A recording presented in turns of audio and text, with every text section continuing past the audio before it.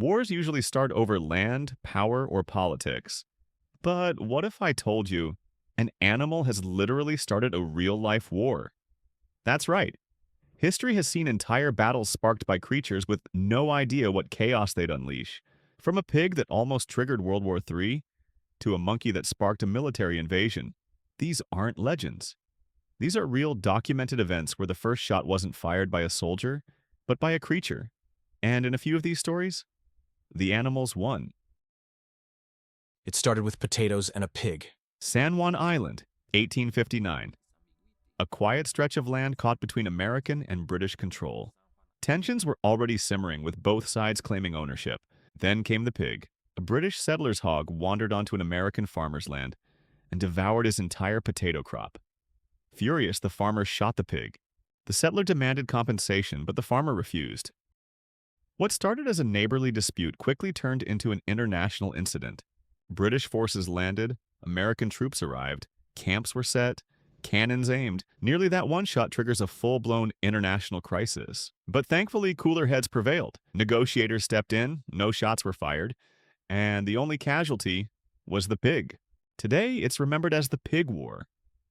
The strangest conflict you've probably never heard of. After World War I, veterans in Australia returned home. Not to peace, but to birds. Emus. Tall, fast, feral. They descended on wheat farms, devouring crops like a feathery apocalypse.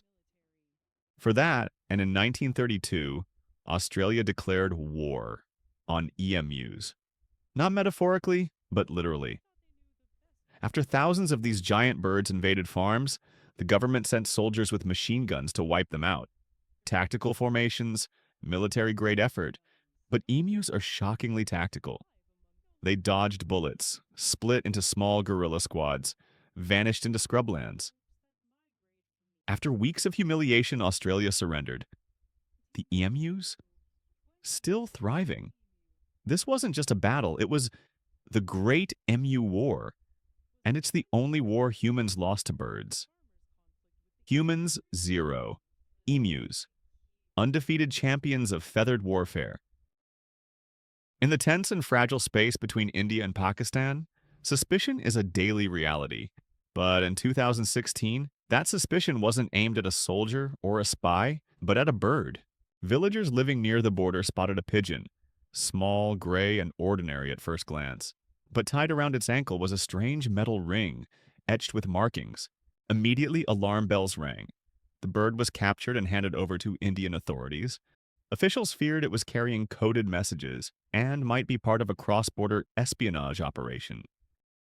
The pigeon was scanned, quarantined, guarded like a criminal. News of the spy bird quickly spread, and just like that, the humble pigeon became a national headline. For days, no one knew for sure what the bird's purpose was. The border was on edge, troops were on alert, all because of one tiny creature who couldn't explain where it came from or why it was there. In the end, it turned out the truth was simple and strangely human. It was just a lost racing pigeon, likely released in Pakistan and blown off course. But for a few days, the world watched as a bird nearly triggered a diplomatic storm. In 1925, on the tense border between Greece and Bulgaria, a single dog crossed a line no one expected. A Greek soldier's dog ran off across the border into Bulgarian territory.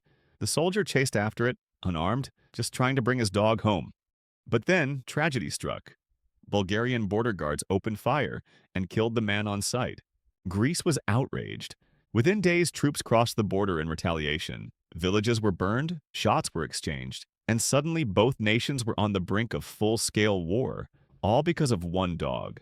In total, more than 50 people lost their lives before the international community stepped in. The League of Nations intervened, pushing for diplomacy before the conflict could spiral out of control. Today, it's known as the War of the Stray Dog, one of history's strangest and saddest reminders that sometimes all it takes to start a war is a pet crossing the wrong line. In the early 1960s, an unlikely battle was brewing just off the coast of Brazil, and at the center of it were lobsters. French fishermen had traveled far across the Atlantic to trawl the waters near Brazil, arguing that lobsters don't crawl, they swim. And if they swim, they said, they don't belong to any nation's seabed.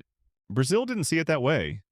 To them, those crustaceans were national property, and they weren't about to lose their lobster rights to another country's nets. Tensions escalated fast. Brazil deployed warships to patrol the coastline. France sent military reinforcements to protect its fishing fleet. What started as a seafood dispute was now a maritime standoff. For 2 years, both nations stood their ground. No one fired a shot, but make no mistake. This was a war, one fought not with bullets, but with bureaucracy, fishing boats, and underwater boundaries.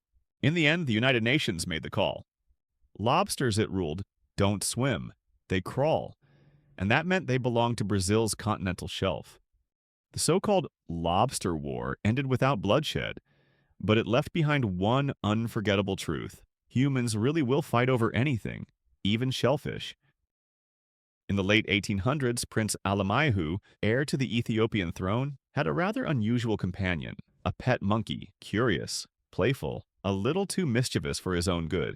One day, during a formal visit from a Sudanese official, the monkey acted out. It leapt, scratched, and bit the guest. Anywhere else, it might have been shrugged off as an unfortunate accident. But in the delicate world of 19th century diplomacy, it was taken as a grave insult, an attack on dignity, on honor. Sudan issued threats, Ethiopia pushed back. Tensions surged. For a brief, bizarre moment in history, two nations stood on the brink of war. Because of one monkey's bad behavior.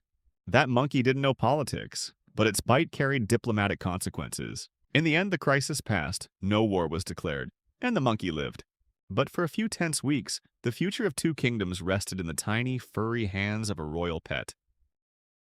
None of these animals meant to start wars. They didn't know about borders, treaties, or national pride.